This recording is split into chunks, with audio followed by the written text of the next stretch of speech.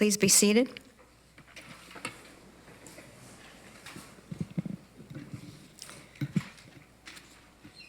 Call this meeting to order. A motion to reconvene in open session. Moved by Councillor Armstrong, seconded by Councillor Clark. All those in favor? Thank you. I would ask if there's any declarations of pecuniary interest under the Conflict of Interest Act. Seeing none. We have no presentations or petitions. Our first delegation is Doug Craig regarding our notice of motion. Welcome, Doug. You have 5 minutes to address council. Nice to see you again. Well, thank you, Madam Chair, and I certainly appreciate the opportunity. I'm here to support Sean Strickland. I can't believe I'm doing that, but I am doing that tonight in terms of his notice of motion. And I want to thank you, and just to say that, first of all, before I start, I do want to make a couple of statements before I get into the body of what I want to say. And that is the fact that, you know, what has been targeted by the provincial government are cities and regions to make them more efficient and to make them more cost-effective. And I find that a little bit funny in terms of the fact that the most efficient governments in Canada are in fact cities and regions. And the worst governments in Canada are the federal governments and the provinces and how they take care of their house. And if you look at the provincial government in Ontario over the last 10 years, you have a government that owes $350 billion in terms of debt, that has gone through all kinds of different scandals and everything else. Yet, in fact, but what it's doing is it's looking for efficiencies with the best governments, which are the most accountable, which are the cities and regions, the most approachable, and the ones that actually balance their budgets year after year. And so I find this a bit difficult to assume and assimilate in terms of what's going on. But I want to say that first. I think it's the wrong target, but however, here we are. The provincial government has decided it wants to examine you and what's going on in the region. And I think what we have to do is to look at the two theories that they're going to throw out. First of all, amalgamations, and the other one will be less politicians. Of course, that's the cost efficiency that underlines a lot of what they want to do. Well, amalgamations has been proven over and over, in fact, not to bring in cost efficiency in terms of saving tax dollars. And as we just saw in Toronto last week, the report on the less politicians from 47 down to 25 actually cost more money than it did. In fact, $2 million more. And that substantiates a number of studies that have been done on that very subject. So where are we? Well, I've been here since 1974, a year after the original amalgamation. And I've lived here through the Palmer Commission in 1979. I've lived here through the Mike Harris years, and now we're in the Doug Ford years. And I think this is probably the most dangerous time in terms of the outcomes and possibilities that may happen with regards to any kind of review that's being undertaken right now. I think it's an assault on local government. I really do. And I feel very strongly about it, and that's why I'm here this evening. I want to go back to 1979, and it really is the Palmer Commission review that was done in 79. And the question then was, how well is the region of Waterloo doing? And they brought in William Palmer to do a 1.5-year study. And he did it with a great group of researchers that looked at every aspect of government services in the region of Waterloo. They looked at the 7 municipalities. They came up with a 348-page report. They had 100 recommendations. They had a large support staff, and they interviewed every councillor in the region and every mayor in the region at that time to find out what were their views, what was going on. They had 15 public meetings around the region scheduled over a year. That's a review. That's a proper review. So what's happening with our review, the one we're getting, that will have an impact on everyone sitting here, all the councillors, all the staff, and all the people sitting behind me. And it will have an impact. And no one really knows what's happening. So what do we got? We have 2 commissioners that are in fact going to look at 82 municipalities, not 7, 82 municipalities through 8 regions and the county of Simcoe. And they're going to interview the mayors for 30 minutes. And They're not going to have 15 public meetings. They're going to have 15 questions online. That's your review. And then I find out last week, to my surprise, that in fact, we may not see the public report. It may go directly to Cabinet through caucus at Queen's Park. That's not a review. That, in fact, falls far short of it.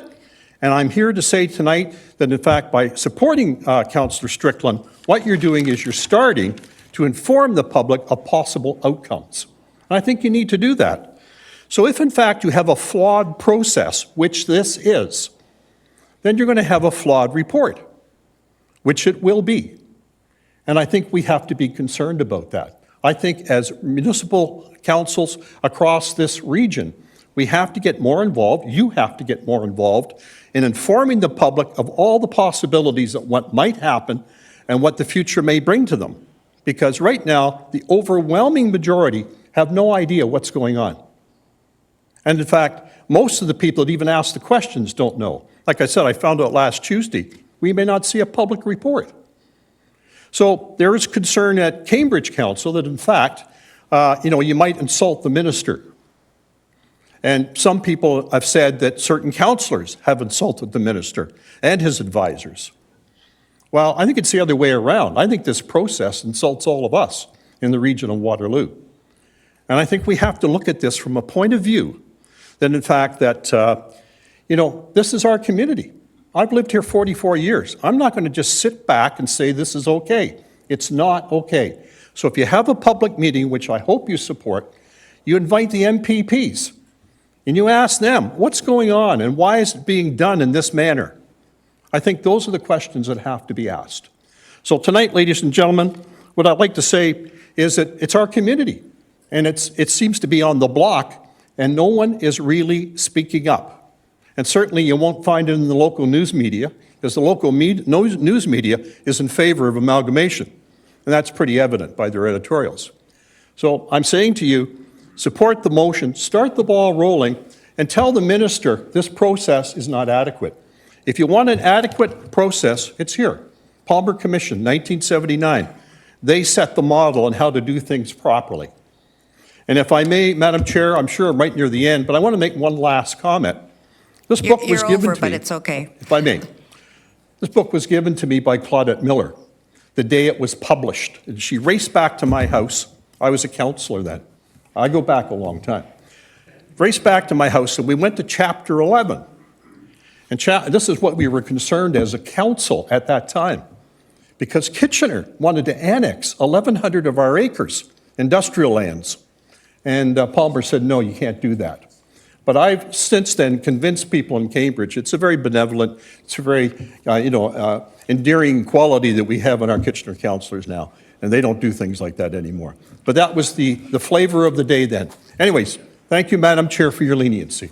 Thank you, and if you don't mind, I have a few questions, and I'm glad that you ended on that positive note, Mr. Craig. Councillor Kiefer. Thank you, Madam Chair. Doug, thanks for coming, and thanks for those words.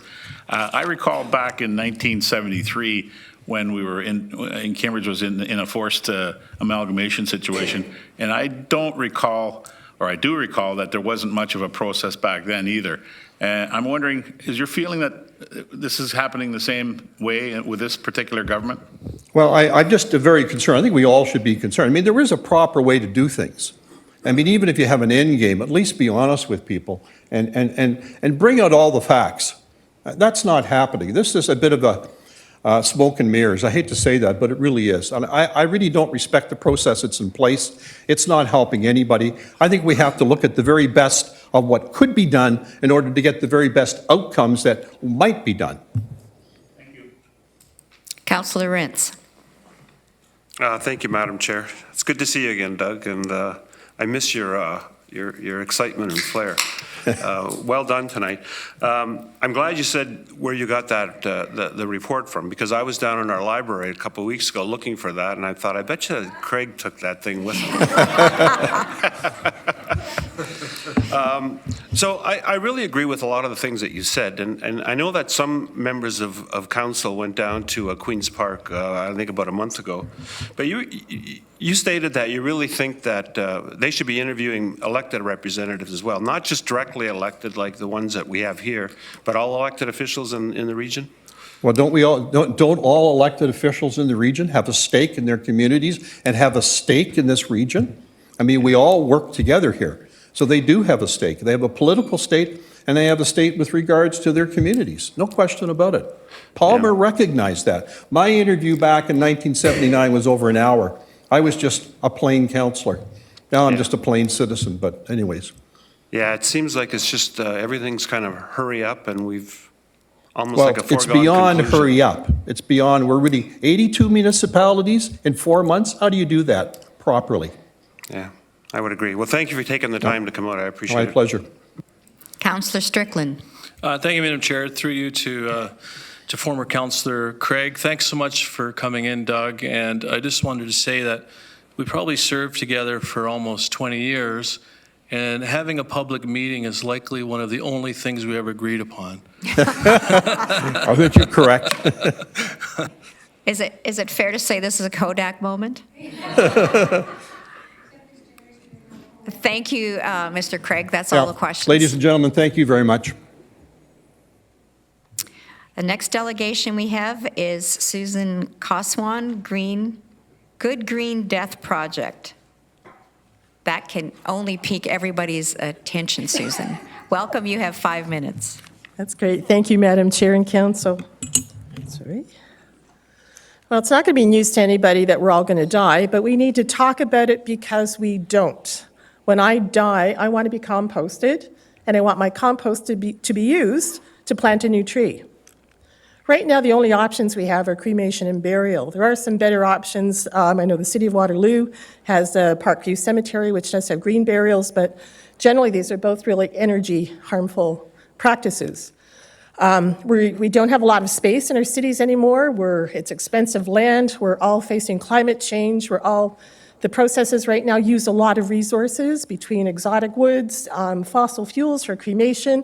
Apparently it's about 40 gallons of fuel to actually cremate one person. We have a better idea. Composting. This is the actual composter that was used in Washington State. There's actually a bill right now before Washington State legislature to legalize composting as an alternative to cremation and burial. This is the first and only human study that has been done, although it is I don't know, people, should I be saying this? They've been doing this with animals for a long time. It's sort of a common practice to compost dead stock, which is the opposite of livestock. I think that's funny. So it takes about 30 days to end up with compost, bones, everything. It requires no fossil fuels. We conducted a survey, or commissioned a survey 2 years ago in Ontario before we went to the Ministry of Government and Consumer Services. So we surveyed 1,500 people and asked them, do you support a change in legislation to allow you to be composted and planted as a tree? Millennials were all over this. Older people, not so much. But we did get a lot of support. This is before any education, absolutely anything was done on the whole idea of composting our dead people. So we think this is a really good overall support. This is the vision that Recompose, which is the company that has been initiating and working on this whole this whole project. So I'm nervous. I haven't been here for so long. I forget how to do these things. Anyway, this is in Washington and Seattle. So that's their vision. So what we're seeing is this wonderful big open space. It can be used for more things than just funerals. It's a community space. Every one of those, they call it the Hive, would be individual composting units. So the original idea had been to toss everyone into one big hopper, and then people could take a little bit of soil home with them. But they have now converted to my ideas that we think that should be individual composting units. This is what a cemetery should look like to me. It should be a forest. Because wouldn't you rather hug a tree than a headstone? The benefits of this is it ticks off a lot of boxes in the sustainable growth. We're all committed to the 80 by 50 plan. The calculations that they've done in Washington is that composting one body rather than anything else actually saves one metric ton, of CO2 per person. So that is a significant amount. So we're working on mitigating climate change. It's meeting people's personal environmental values. This is regenerative because you're creating this wonderful, healthy, nutrient-rich compost. And it would be the first in Canada if we went this route. So what I'm proposing is a partnership. Dr. Stephanie Sobek-Swant is here from RARE, who can answer any questions about RARE's potential involvement in this. But how I see this hopefully playing out is that we can start the conversation now. If we can get a working group or a committee with the region or one of the cities and the Good Green Death Project and RARE to figure out how we can make this happen in Waterloo region. We could see the land trust would be involved. What I'd love to see is for a person to pay to be composted, and then part of what they're paying will go to RARE as a charitable donation, and then that money would be used to preserve more land. So it's kind of a win-win situation. But right now, it's not legal officially. There is some allowances for alternatives in the current legislation, and I would like to see Waterloo Region be the first in Canada. This is my latest email correspondence with Carey Smith, who's the CEO of the Bereavement Authority of Ontario. So I need you on board in order to make this happen. So really our vision is really trying to find a way to integrate our personal values and to find more environmentally friendly ways of dealing with the dead. In the handout that I gave you, I asked the people who have been interested, because we've done a lot of work over the past 2 years on this, I asked them to send some supportive statements. So, at your leisure, please have a look, because people are pretty passionate about what happens with their remains. This is actually 2 years ago. I was in Seattle to meet Katrina Spade, who is the founder of Recompose, and my thumb, I think, or something in the picture, and my aunt. So I'm in direct contact with Katrina Spade and the project that they're doing, and I hope, sometime soon that Washington State will be the first to legalize this particular process, and I want Waterloo Region to be second. So, as I said, I'd like to see if we can have a working group started for the region or one of the cities to be involved with us. Thank you. How was that, 5 minutes? A little bit over, but I got so caught up in your presentation, I wasn't even looking at the clock. Okay, thank you. We're all very friendly. You don't need to be nervous. And we all know that we're going to die someday, so that's okay too. Councillor Foxton.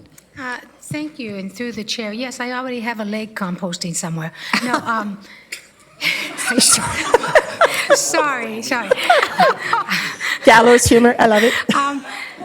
So, that a lot of people take a lot of chemicals and a chemo and stuff like that. So, number one is, how long does it take for a body to compost? 30 days, approximately. Oh, that's amazingly quick. It is. What about all those extra parts you have?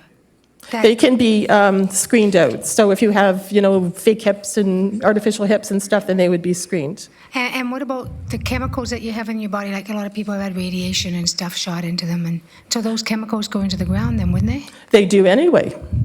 Right now, you're either buried or burned. So it's going into the atmosphere or it's going into the ground. So composting actually really, I actually did some, I've done different, this is really, Washington is the first place that has been doing human trials on this. So this is cutting edge. It's been done by animals. I actually found some research where it's, I think, a Beef Research Council looked at the prions in beef, and it was like a 90% reduction of the prions through composting. So a lot of these things can be or will be removed or neutralized because, the fungus, the bacteria, the process of composting. I just thought of another bad joke, but I know of the one where the trees, and then they attach the body to the base of the tree in a sack, and it composts and feeds the tree. That's how I get my other limbs.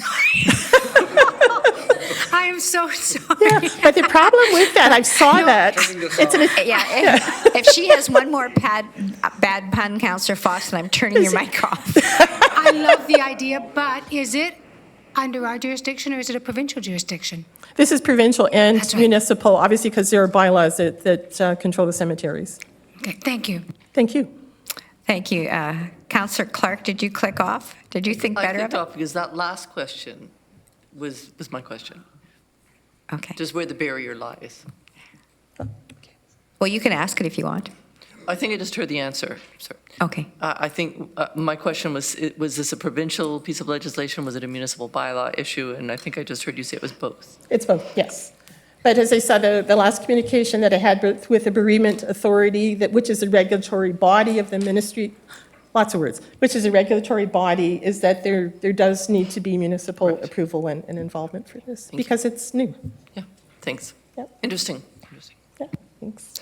And I too had a similar question because we don't actually manage cemeteries, but you're looking for a land trust, which is somewhat different outside of cemeteries that would either be privately owned or would be under the control of a local municipality, correct? Well, it's really trying to figure out the best way of doing this, because right now the cities do manage cemeteries and they do manage crematoriums.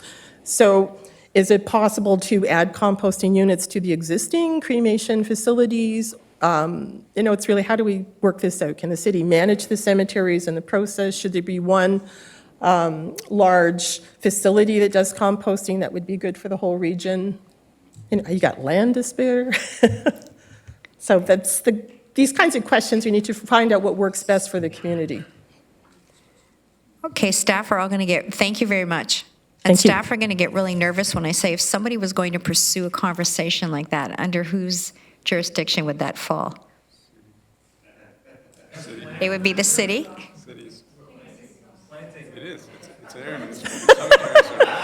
It's forestry, it ticks a lot of boxes. Climate change, forestry, land use, planning. Are we going to have a talk? Councillor Vanovic is going to tread into this. Well, no, I'll just point out that the delegation and their group have had dialogue with staff at the City of Kitchener, and it is something that staff are aware of and are continuing to look at least from a Kitchener perspective, as part of our ongoing cemetery operations and looking at how they will continue to develop in the coming years, both in terms of cemetery capacity and crematorium and other things.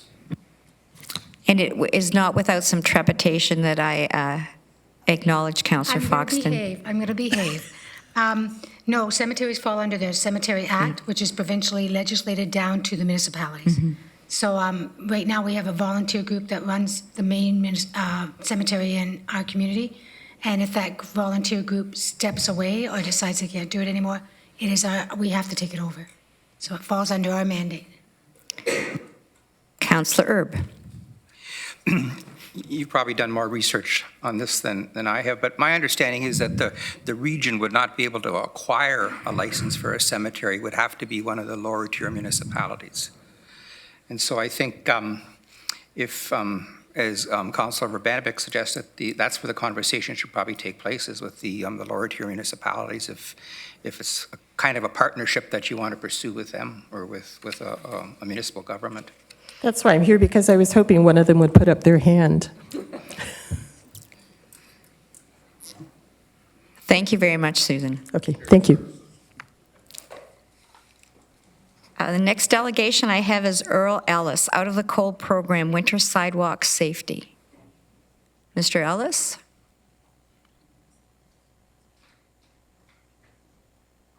I don't see Mr. Ellis. Is there anyone else that would like to be a delegation? Okay. I'm going to ask that we move on to the minutes of the previous meetings. I see that Councillor Harris has arrived, and I know that you were doing business on behalf of the region, and that was why you were late, so I would acknowledge you at this point. Thank you, Chair Redmond. Yes, my apologies for coming in late. I was at the St. Mary's Board of Trustees meeting, but I would like to revisit item number 5.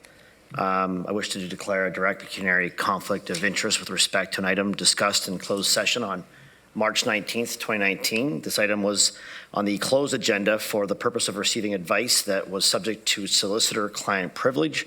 I declare this conflict as a matter pertains to myself. The closed minutes are also attached to this agenda, and my declaration also pertains to the portion of the closed minutes related to this matter. I left the closed meeting while this item was discussed and did not participate in the meeting. Thank you, that is duly noted. I'm going to turn to the minutes of previous meetings. Should we take the closed separately, or does it matter? Doesn't matter now. Okay. Moved by Councillor Strickland, seconded by Councillor Armstrong. All those in favor? Any opposed? That is carried. Communications information package Friday, March 22nd was distributed electronically. Does anyone have any questions on that package? A motion to go into Committee of the Whole to consider reports. Moved by Councillor Clark, seconded by Councillor Earl. All those in favor? That is carried. Financial report, King Street Reconstruction, Dover Street to Bishop Street in the City of Cambridge. There's a recommendation as written. Moved by... Okay, moved by Councillor Strickland, seconded by Councillor Jowett. Councillor Galloway. Thank you, Madam Chair. On the first one, the King Street Reconstruction, Dover to Bishop in Cambridge, and I don't know if staff, they may not have the answer off the top of their head. Have we done work with Navicon Construction before? Was there a pre-qualification process? They are $1 million light. Not light, that's a good thing. But not a project we want to have problems with. So I just maybe it's information that can be provided at a later date. That particular area has had some problems in the past with earlier phases. So I was just concerned when I saw $1 million, a company that I was unfamiliar with, but that doesn't mean anything. And I don't know if there was a pre-qualification process for this project. Mr. Dyer? Through you, Madam Chair. I don't know, but we'll find out and send a note out to Council. Thank you. I see no further questions. I do just want to highlight that page 28 is council remuneration and expenses. It was added to your consolidated agenda. Just point that out to the committee. Committee reports, planning and public works. The attached motions are on page 35. Okay. Councillor Brvanabek. Thanks very much, and I just want to, I guess, ask some questions with respect to item number 2, and I had spoken to Mr. Murray ahead of time about this, and it's just with respect to the phased integration approach that we're contemplating, and I was certainly supportive of this in committee, but I think the report that we got didn't really go into a lot of the detail in terms of what was discussed at the Transit Hub committee meeting, and particularly what we were contemplating around phased integration, the importance of architectural excellence, the desire to look at either an architectural competition or another model that would ensure we had the opportunity to really ensure that this facility ultimately ends up being the kind of facility that is going to welcome the world to Waterloo region, because that's really what the Transit Hub will be doing. And so I'm wondering if, for sake of the minutes today, Mr. Murray can talk to some of that detail, because I think it's important that it get captured and that we don't lose it in between now and whenever. Mr. Murray? Sure. Yeah, just a couple of comments, and just to recap some of the discussion that did happen at the Transit Hub Steering Committee. So I would say there were a couple of issues that got significantly discussed. One is, I think, reflected in the report, and that is, if we're going down this path, one of the first steps need to be to create a master plan for the site development. So we have to have a good vision for how are the current and future phases all going to integrate into kind of a cohesive whole. So that's discussed briefly in the report, but that really is the key next step.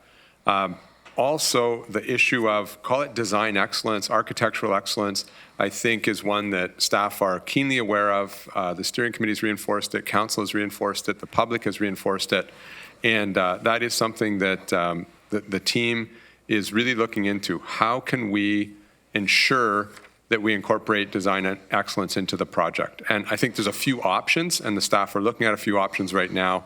One would be having the current design team bring forward several different design options for review and input.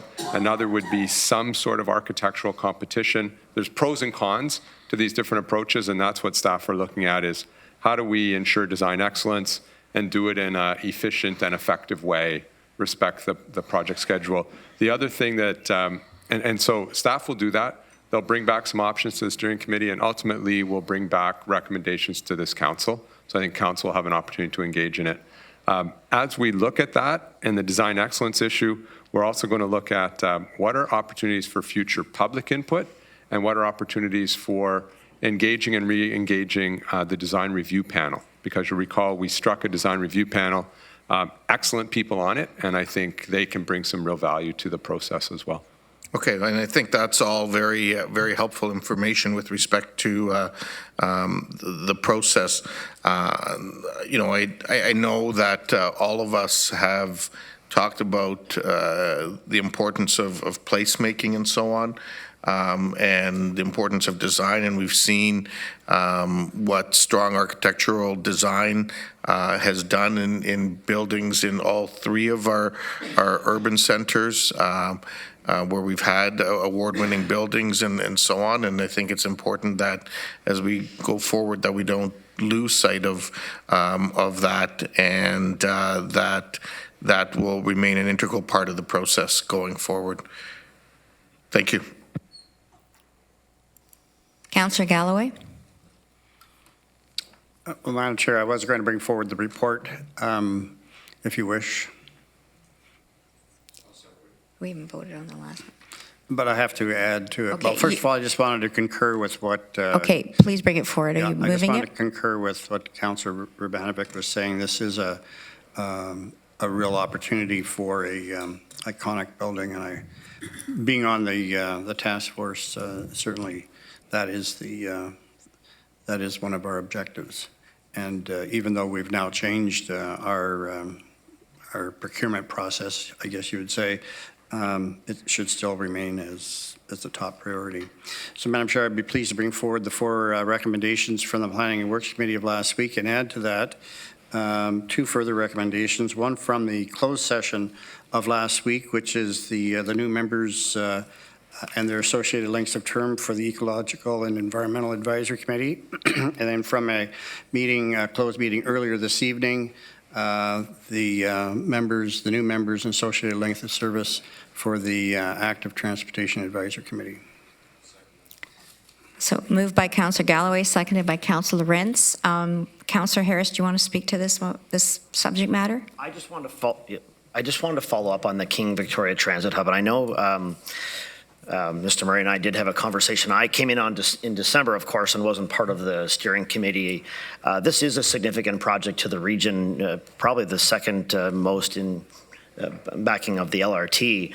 It is unfortunate, obviously, that the relationship that we had ongoing for several years, parted ways. I appreciate and can understand why we did that.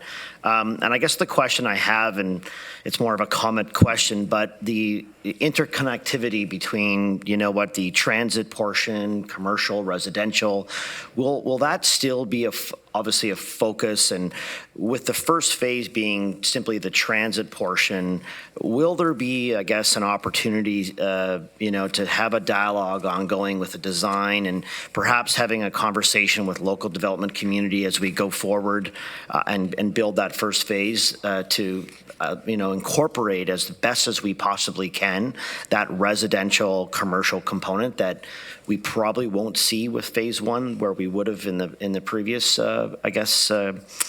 drawings, I would suppose. I mean, I guess that's a question to you, Mike, but more of a comment just to try to get a commitment that we would do as much as we can to incorporate those 3, knowing that that's difficult to construct, but that this is a legacy project of the region and it will be important. Mr. Murray? Yeah, so just a couple of comments. I think where we're at now in terms of the phased development, starting with the transit infrastructure and then following on with residential and or commercial development, that's about where things landed with the private partner before we parted ways. That's kind of the concept that they had come to because of the uncertainty around market timing.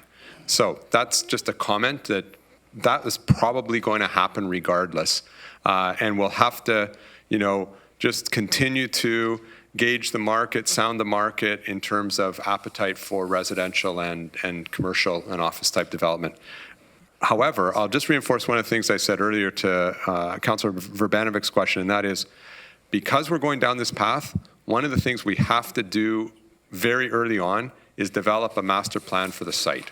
And that is going to really provide the whole framework for all of the design decisions that happen from now on.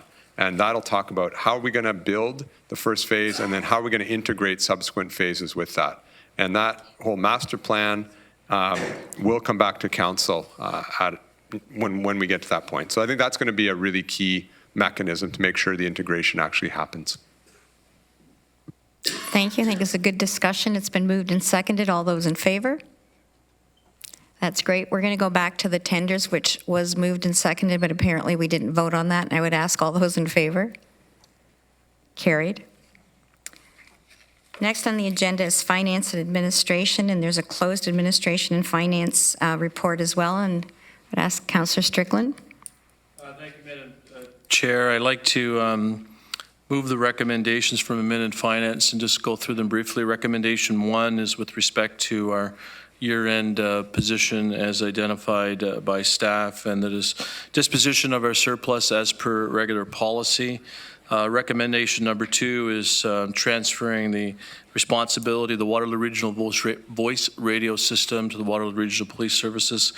Recommendation number 3 is not actually a recommendation that was inappropriately put in there. That's just was direction to staff, so we can ignore that. The next, it was recommendation 4, which would now be 3, and that is with respect to tax policy. So we maintained our existing tax ratios as per current policy, but have directed staff to come back to us with potential recommendations on the taxation of multi-residential properties, and also directed staff to review area-specific tax levies and rates for library and public transit. So that will come back to us later this year. So I would move those from our public meeting and add to that our caucus report that we reappoint Ben Benninger and Andrea Carswell and appoint Stephen David and Melissa Dunham to the Heritage Planning Advisory Committee, and also that we reappoint Michelle Purchase, Glenn Shields, and Betty Ann Keller, and appoint Jessica Kung to the Public Art Advisory Committee, and also appoint Councillor Clark and Councillor Jaworski to the Public Art Advisory Committee. I so move, Madam Chair. Thank you. Are you moving that, Councillor Kiefer? Any discussion? All those in favor? That is carried. Closed community services. Councillor Clark. Thank you, Chair. I'd like to bring forward an item from Closed Community Services that the Regional Municipality of Waterloo endorse the nomination of David Wilmot for the Senior of the Year Award presented annually by the Ministry of Citizenship, Immigration and International Trade. I move that. Moved by Councillor Clark, seconded by Councillor Galloway. All those in favor? Opposed, if any? That is carried. Chief Administrative Officer, do you have anything to report, Mr. Murray? Thanks. Regional Clerk. Any other matters under consideration by the Committee of the Whole? Councillor Clark. I'm sorry, this is actually a question regarding the federal budget information. I missed that was buried in the administration section. So can I just ask my question? You may. I may. Probably this is of Mr. Murray. I'm glad that the feds have come up with another announcement of funding. My understanding late last year was that we weren't really moving forward on this because we didn't yet know what the province was going to be doing, and this is matching funding. I know that, as the report says, there was the province did sign on last April, but that was the previous government. Do we know anything about what the current provincial intentions, directions are? And I guess that's underlying a bigger question of when are we going to start flowing some affordable housing money? Mr. Murray? Yeah, actually, that's going to be my question is, are you referring to the housing? Sorry, yes. Yeah, okay. Specifically on the affordable housing. So I'm going to look to Mr. Dyer. I don't think that we've had any new, current, updated information from the province about this at all. And as it's matching funding, we just are waiting then. We are. So it's been a year. We are. And we're just waiting. Let the record show Mr. Dyer is shaking his head up and down in agreement. And I'm shaking my head back and forth because that's really bad. Yeah, we're in a holding pattern on this. Yeah. Thank you. Okay, I'd entertain a motion for the Committee of the Whole to rise and Council to resume. Moved by Councillor Nowak, seconded by Councillor Lorenz. All those in favor? That is carried. Motion to adopt the proceedings of the Committee of the Whole. Moved by Councillor Nowak, seconded by Councillor Foxton. All those in favor? That is carried. We now have before us a notice of motion, and I would turn to Councillor Strickland to introduce it. This was tabled last week at committee. Thank you very much, Madam Chair. If I could get a seconder, I would speak to it. Seconded by Councillor Harris. Okay, thank you very much. I'll just go through it briefly, just in terms of some of the rationale. We all are very much aware of the governance review that's currently underway. We also are very much aware of what a successful community we really have here in the region of Waterloo. Strong social fabric, multiple sectors of industry and technology, 600,000 people strong, the fifth largest GDP for a metropolitan area in Canada, per capita GDP of $51,000, which is higher than the average in Ontario and higher than the average in Canada. And we have this successful community that's working really well. And on top of that now is we have this governance review. And to my mind, the governance review is taking place with not an abundance of public discussion. And I think that we have an opportunity as a regional council, where all of our communities are represented here at Regional Council, to invite the public to come to a meeting on April 17th and share with us what they believe is the best model for governance going forward. And I'm not proposing that we would do anything more than listen and provide an opportunity for the public to come in and share their views with us, which is something that we always do, and I think is part of our responsibility to allow the public to share their views. And it's even defined within the Municipal Act, Section 224, in terms of the responsibilities of council.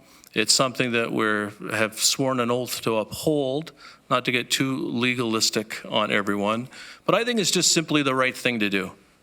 Let's hear what the public has to say about local governance reform, and let's compile that information without editorializing it, without adopting any positions, and share it with the Provincial Minister of Municipal Affairs and Housing.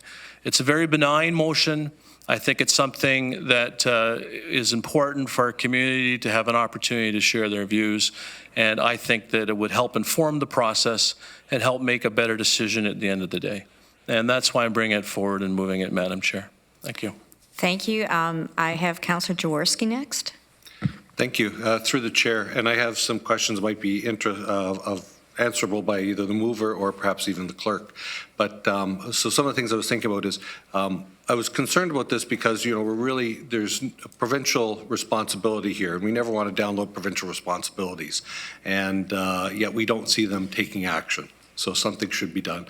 And minimally, anybody could come up and come to our podium at any given time, and we'd probably hear them out anyways, right? So it's a good opportunity to capture it all. My first question was going to be, what sort of questions do we put to the people? As you know, originally the province put 3 questions to the mayors, and now have 15 questions for the citizens. And I think you've already answered that in terms of let's hear what citizens have to say on regional reform. Number 2 was in terms of how to capture their thoughts. So normally our clerk is responsible for capturing delegations information, but it's typically in 3, 4, 5 sentences. So it's going to be very concise. And I just wanted to see if you were thinking of something else other than that, capturing it. Number 3, and I think you've covered this already, is do we ask questions? I think asking questions, although we do that in council, it really is to inform us on reports that are before us, of which won't be one on this one. And I would think for an expediency to hear more citizens, that it might be wise for council to be silent and simply listen that night. But I think you've covered that as well. 4, I think we have an opportunity as the region of Waterloo to promote the existing provincial online consultation through engagewr.ca, engagewaterlooregion.ca, and just put a direct link to the provincial consultation. It's our consultation site, but allow people to hot link directly through to the direct provincial consultation. And then finally, number 5, the last item of the motion was that the comments be forwarded to the provincial government and the minister. Was just curious if you also intended to mean also the special advisors as well. So, handful of questions in there. Are you putting these forward as amendments or questions? Questions. I think all these are questions. Probably the only one would be the engagewaterlooregion.ca. I don't think that needs to be part of amendment. If that could just be something that we could direct staff to do. I don't think any of these are amendments, more questions of clarity at this point. I'm going to go to Councillor Strickland, and then the clerk will answer some of the logistical questions.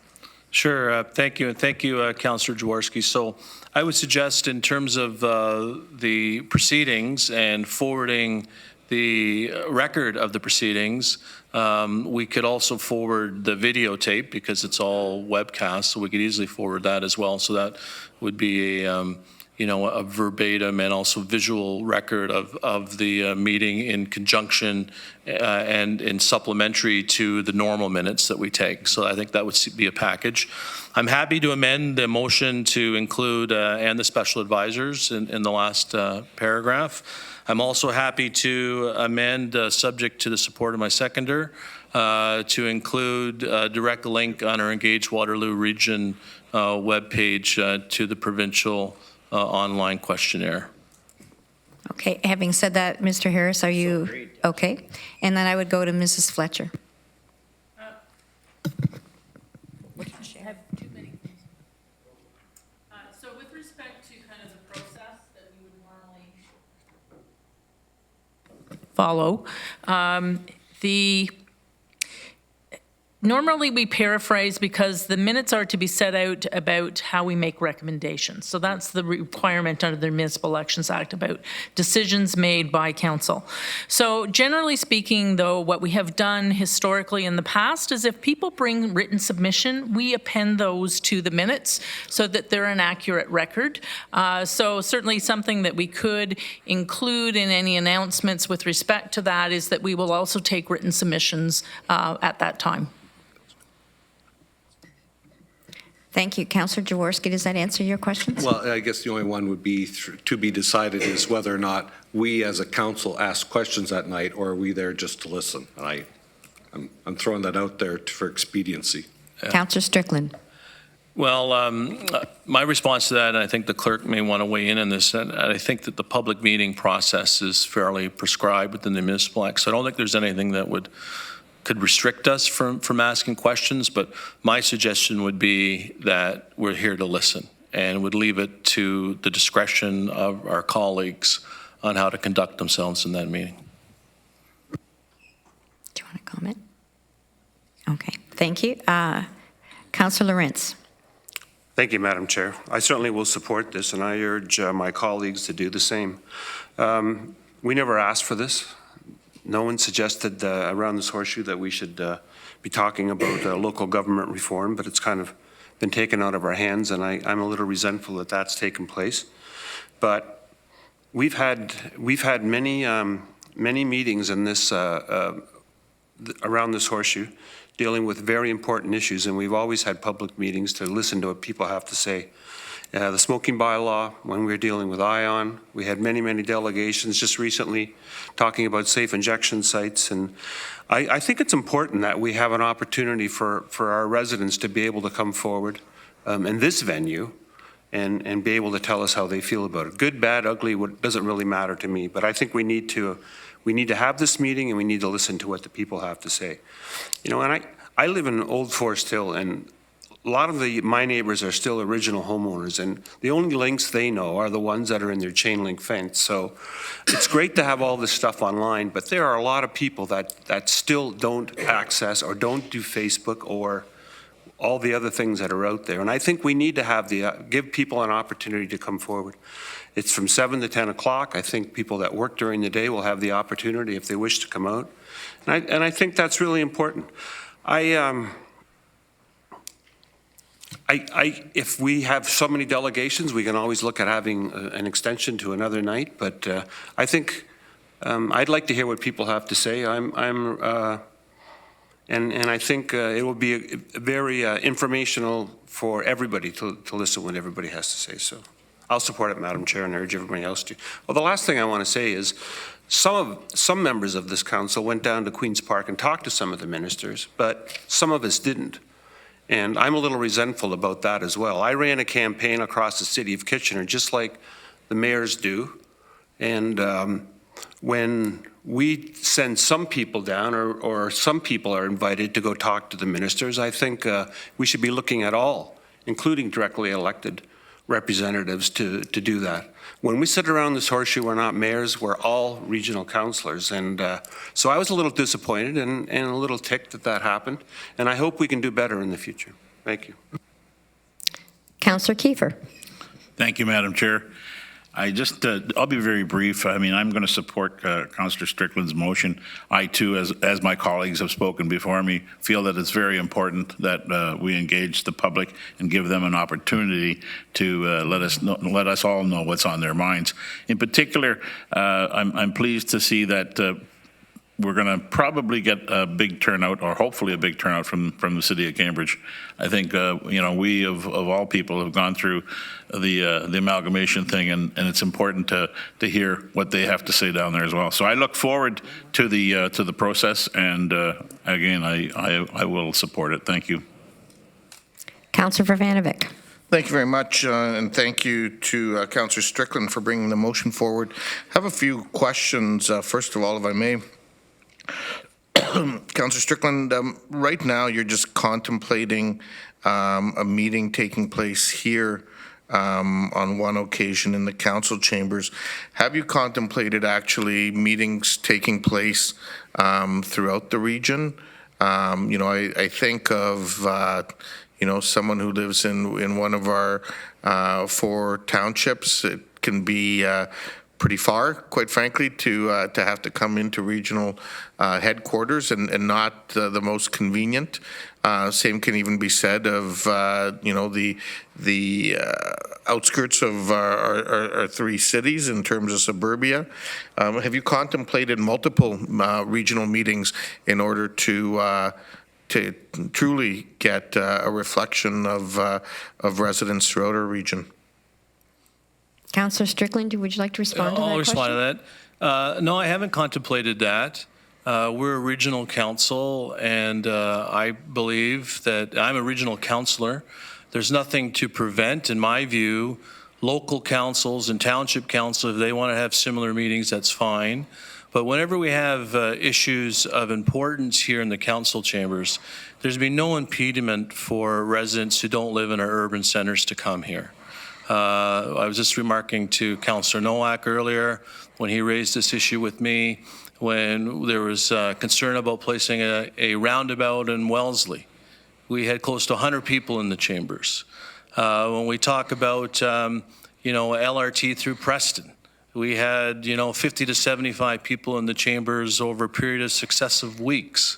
When we had our delegations and our public meetings for ION, there was residents from all over the region represented here, and the chambers were full. So I don't see that as having a meeting here at the regional council chambers. I think is a natural place to have it. But if others want to have a meeting, that's something for them to discuss with their councils. Okay, which was going to be my second question, so thank you for answering that. The third question I had was around this notion that there won't be a motion. You're not contemplating a motion, but are you suggesting somehow that any member of this council would somehow be prevented from bringing a motion forward if that's ultimately what they wanted to do at some point during this process? And then it would be up to council to dispose of it as they saw fit? I'm going to think that that's somewhat rhetorical. There's nothing to prevent somebody, but I'll let Councillor Strickland respond. Well, I would agree with the chair. I mean, a motion can come forward any time, as per our bylaw, on any matter that which is in the purview of this council as described by the Municipal Act. So I'm not suggesting that we could prevent anyone from bringing such a motion forward. All I'm suggesting for this public meeting is that we listen. That's all I'm suggesting for the public meeting, is that we listen. Okay, I'll hold my comments till further in the discussion. Okay, Councillor McGarry. Thank you very much. And as most here know, we've had some experience in Cambridge recently with one of our councillors, or several, going off to decide upon hijacking the process, if you will, in order to try and bring the minister forward or to have a public meeting on this process. And in the ensuing days and media availability that we all had, I had these few words to say. Firstly, this is a provincial process. It's not the municipalities. It has been thrust upon us, and we are dealing with it the best way we can at the moment. But in saying that, I would caution that we don't own this situation. It is a provincial process. I had to, during the course of the media storm a couple weeks ago, reached out and spoke with Minister Clark again, who was my colleague for 4.5 years, and we had about 20 minutes on this piece. And he was not very pleased, and here's why.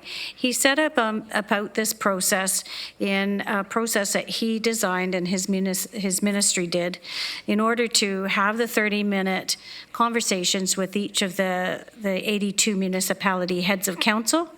And he very purposely hired 2 special advisors rather than put himself or his parliamentary assistant out on the road doing public town halls.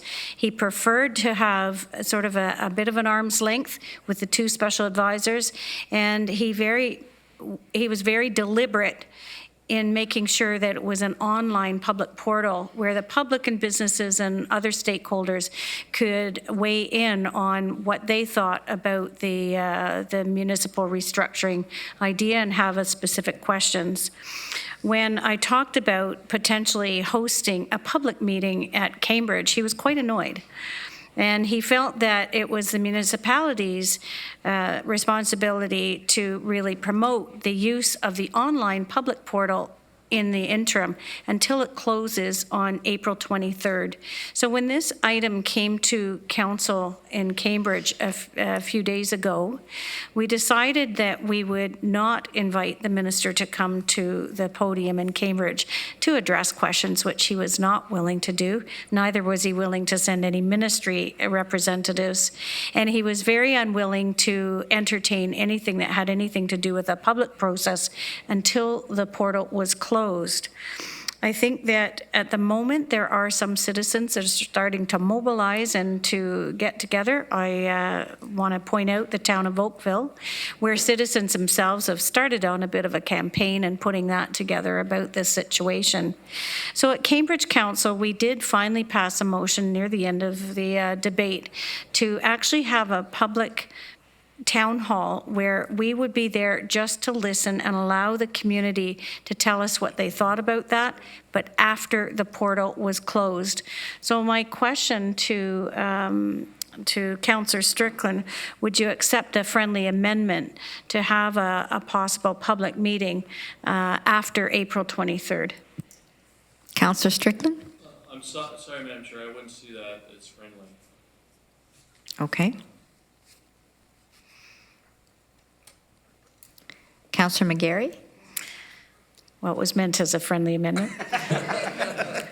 She was smiling when she said it. I did. I can add to it. Yeah, no, I think with my conversation with Minister Clark, and he's been in a couple of times. I missed the one meeting where he met with a number of council members in Amy Fee's office.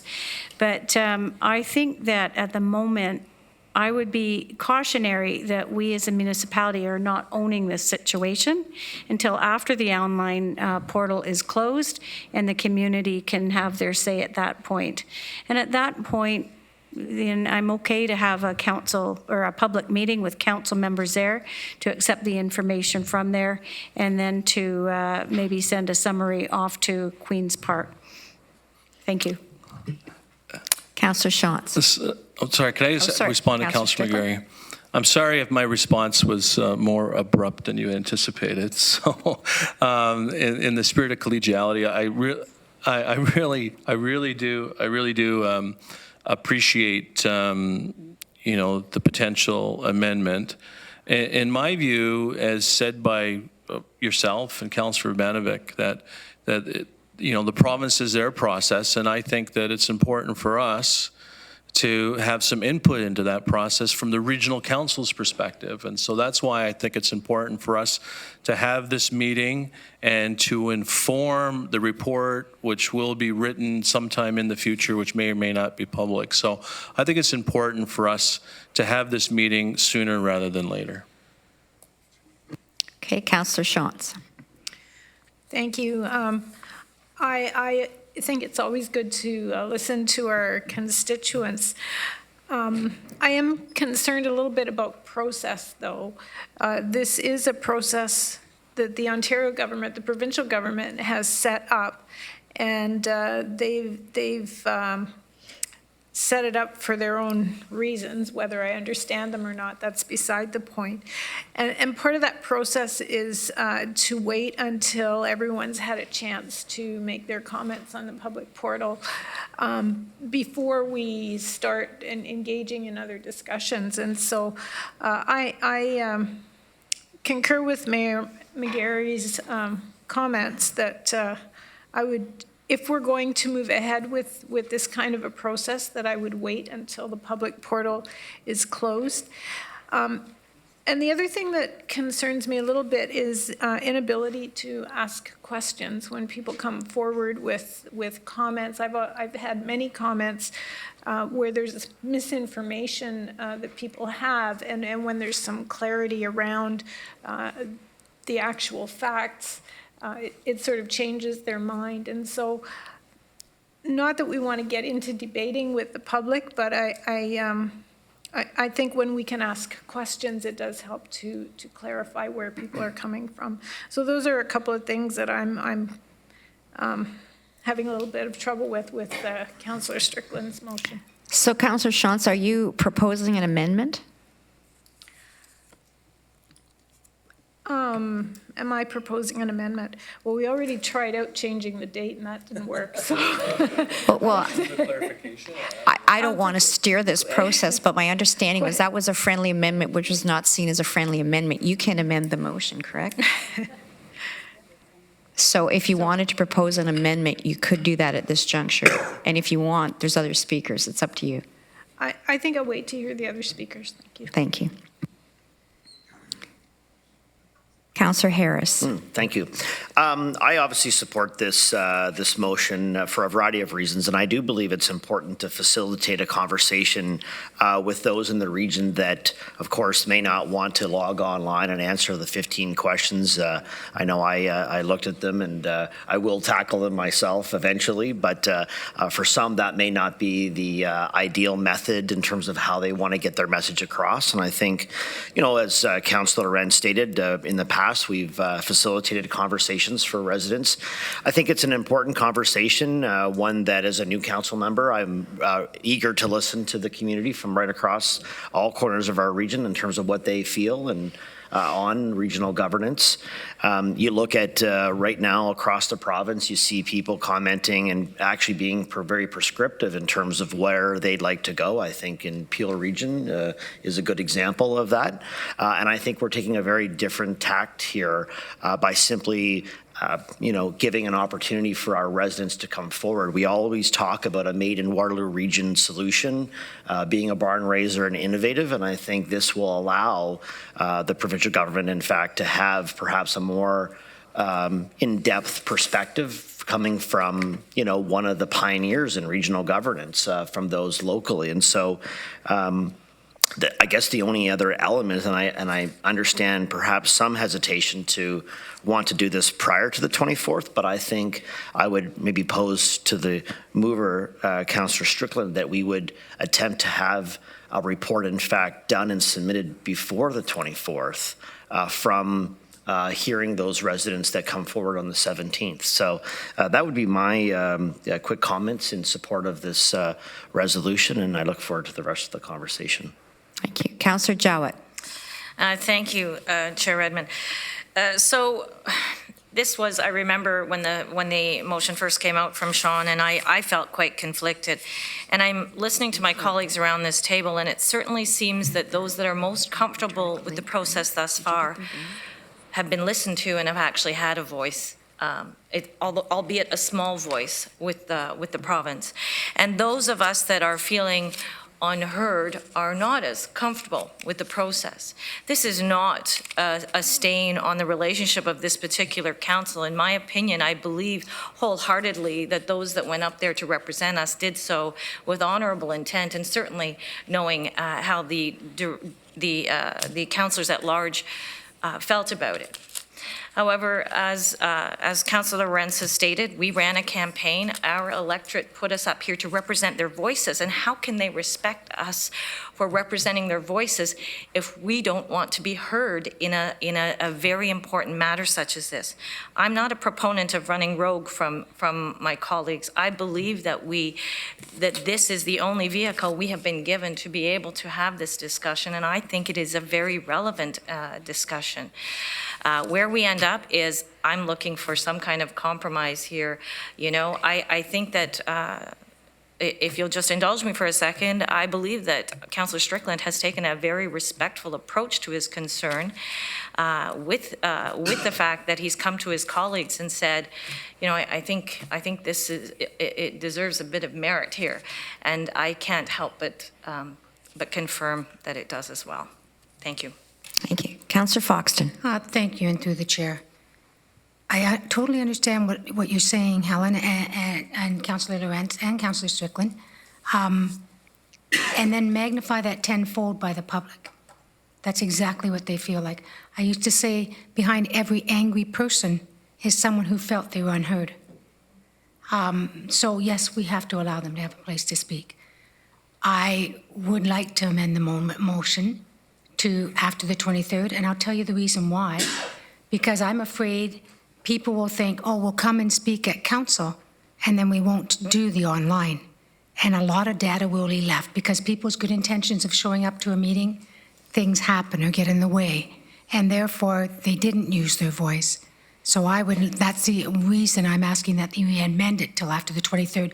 We encourage the online, but we also let them come here and speak. Because a lot of people believe doing online surveys it restricts them too much. They want to use their voice. They want to make sure all their thoughts and ideas are heard. I have to sort of disagree with Councillor Shantz in that their misinformation, they may come forward with misinformation, and if we start to question, it may get into a debate and may become more aggressive, whether I'd rather just sit back and listen. You know how hard that is for me? But anyways, so I am going to ask for that amendment. And the reason being, again, is because I want the online process to work, and I want the public meeting process to work. And I'm afraid that if we do one against the other, we will only get half of what we really need. Councillor Foxton, before you turn off your microphone, or I'll turn you back on, Thank you. Do you have a date in mind, or just something after the porthole closes? I would, right now, just after the 23rd, I think if we want to look at a date that would fit the council, that would be fine. But not too far after the 23rd. Because it's hot now. And, I think we should encourage the online, and I think we should encourage the vocal. So in absence of a date, I guess this amendment says that we would have the kind of input that Councillor Strickland has outlined for 3 hours, but at a date after April 23rd, is that correct? Correct. And this would be a special council meeting? Correct. Is there a seconder? Councillor Shantz. Discussion? Okay. Sorry. Can I shut my mic off now? Okay, I'm going to finish off the speakers at the advice of the clerk. Councillor Erb.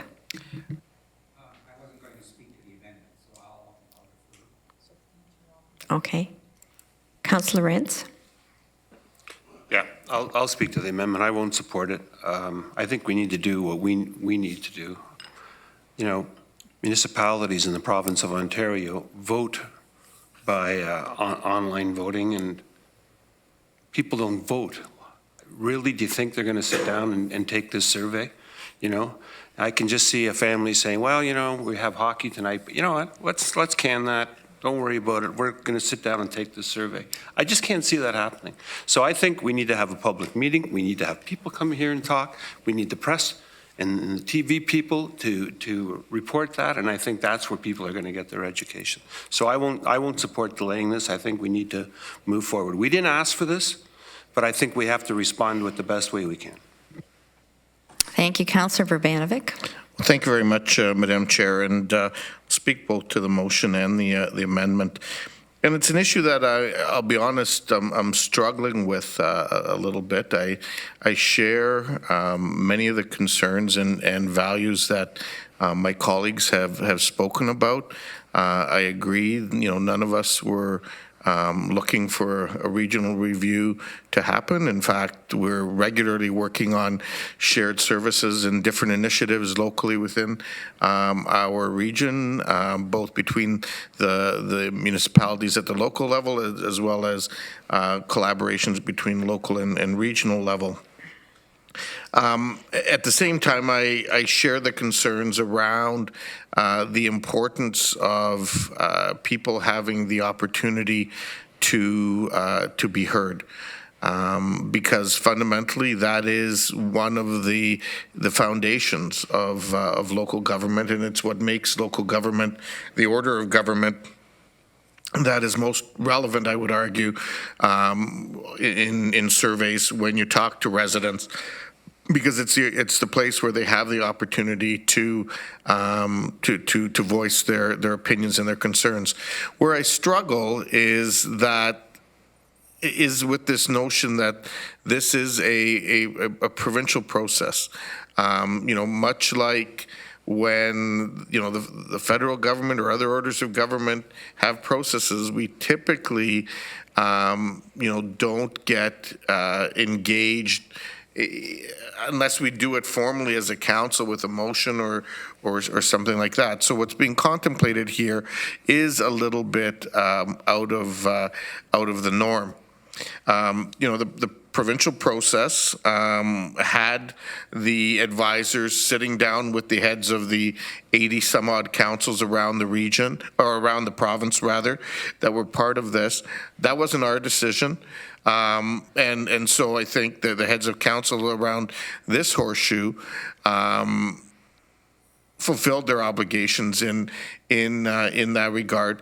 But as part of that, also made it very clear to the minister that we believed that there was a need for further public consultation, a meaningful way of engaging people beyond just the online and so on. And really the only thing that we talked about at Queen's Park outside of our meetings here with the advisors was pretty much that. So if there's any concern by Councillor Lawrence, you can rest assured there was, you know, no secret messaging coming from any of us on that. Was there messaging around asking for money for things? Absolutely, there was.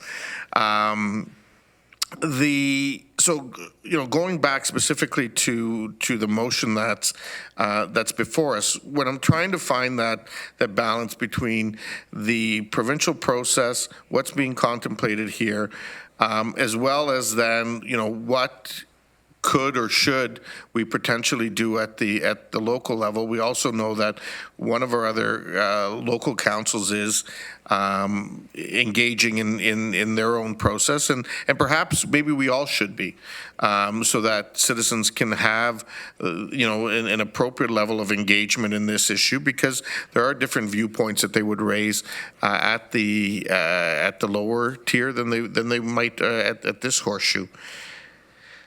So when I balance it all out, I am prepared to, with some reluctance, I am prepared to support the motion, but I will also support the amendment, because I think there is an argument to be had in finding that balance between the provincial process and one that we might undertake.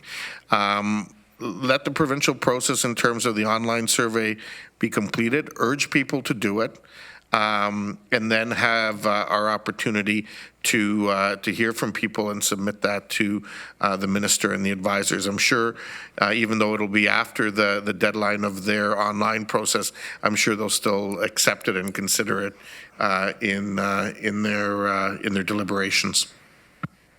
Councillor Strickland, I have Councillor McGarry and then yourself. Do you want to have the last word? And we'll go to Councillor McGarry. Sure. Okay.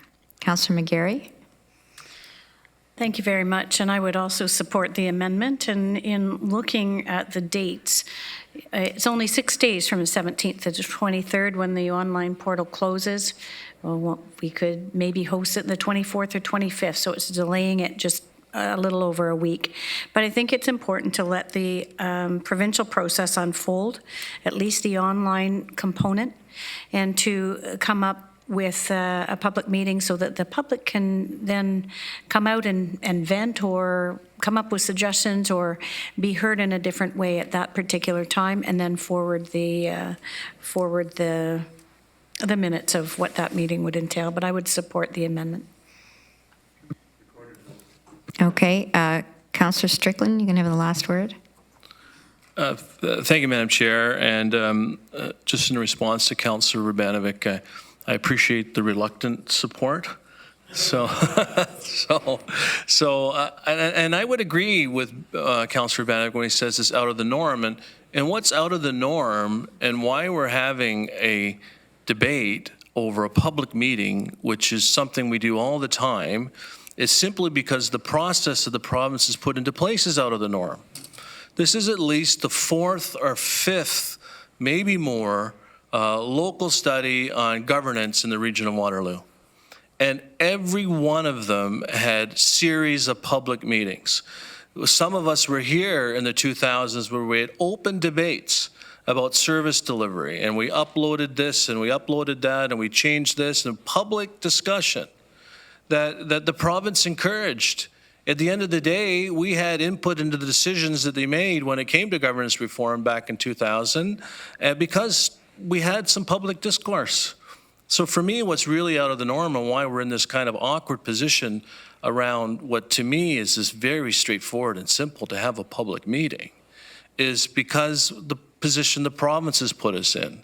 So I appreciate the spirit of the amendment, but I have really little faith in the process as it's been detailed to date, with a considerable lack of public input. You can talk about the online portal, but that is not how we need to have discussions around governance reform in our community of 600,000 people. We need to have something in the public, and if the province isn't going to do it, well, then I think we should, and that's just our responsibility. So I'm not going to support the amendment. I appreciate that, but I think we need to do this sooner rather than later.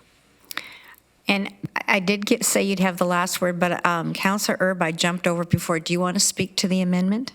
No, not to the amendment. No, sorry. Okay. He can speak to both. Do you want to speak? Councillor Erb, you go ahead and just speak. I'll learn the rules here. I'm prepared to support the motion. I think this is a significant conversation that's taking place in the region. And we have to give the community an opportunity to be heard. And my preference is to hear them from that podium rather than the portal. I'm not sure people are that enthused about doing something online, and I concur with Councillor Harris that the questions are a challenge in themselves, and I'm not sure how many of us around the horseshoe are going to do that.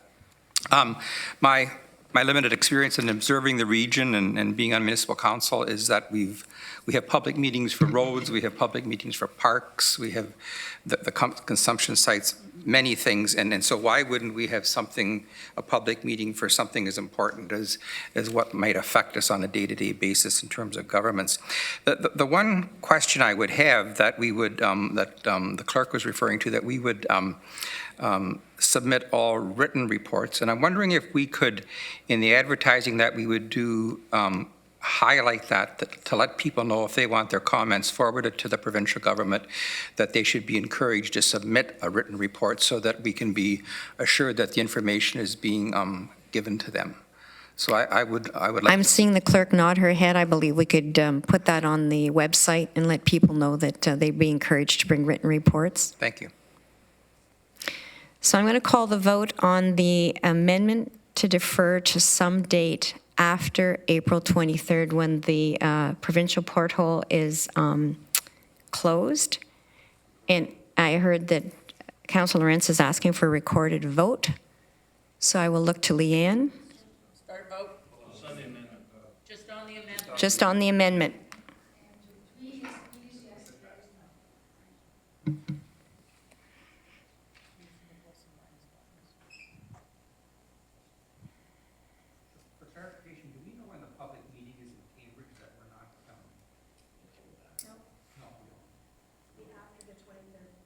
That meeting will occur after the 23rd, but that's the only surety of the date.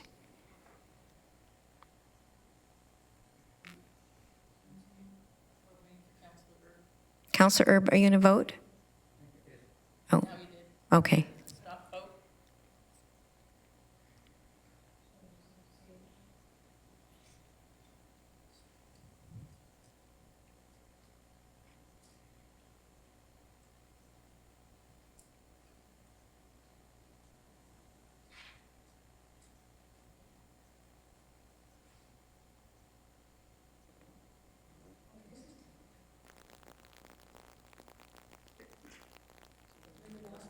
So the amendment is lost, and we're back to the main motion, which is the notice of motion that was before you with some additions from Councillor Jaworski, which I don't know if I've captured them exactly, but it was to put a link on engage.wr.ca link that goes directly to the provincial online input, as well as sending whatever we get from our public discourse to the advisors as well as to the minister? I think that was all of it. Okay. And that we would put our listening ears on, not that we were preventing anyone from asking questions because that's beyond our purview, but that we would hope that we would all come with ears open. So I have no speakers. I will call the question. Recorded vote again. Start vote. It's on the main motion. Yes. This is on the main motion to provide for public input on April the 17th. End vote.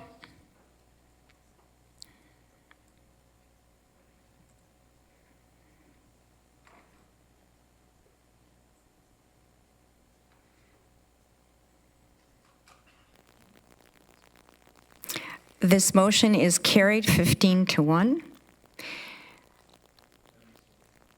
So I would now look to the clerk and ask, do we need to entertain a motion to start a council meeting on April the 17th early to amend that time or to extend that time? So the 17th is a regularly scheduled council meeting. So one of the things that I would propose at this point in time is that we would actually start regular council at 6 and then move to this particular meeting at 7 o'clock. Okay, that is moved by Councillor Strickland, seconded by Councillor Foxton. All those in favor? Oh, you want to speak to that? Yep. Councillor Ravanovich. Well, I'm just a little concerned with the timing, Madam Chair, because I believe we said previously that at some point in April, we were having the consumption treatment site issue coming back. And is that not coming back in April anymore? So that would, like, when's it coming to committee? I'll turn to Mr. Murray. So that would mean, yes, that would mean the 17th is the council day. Yeah, it's scheduled to come to Community Services Committee on April the 9th. So this would be the council day, would it not? It would be. Yeah. So I'm just concerned that I would anticipate we'll see many delegations coming out to council for this issue. And so 6 o'clock may be too late. Do you know what I mean? If we're going to balance the two? I'll turn to the clerk. So we could look at scheduling it even sooner and give us some flexibility to look at that issue as we start to move through the next cycle of committees and council. So if things don't unfold kind of according to plan and there's things that don't happen with safe consumption sites on the 9th, then maybe we could start at 6, but if we leave some flexibility at the start time so that it's sometime after 4 o'clock, but before 7 o'clock, that would give us some flexibility to do that. Okay.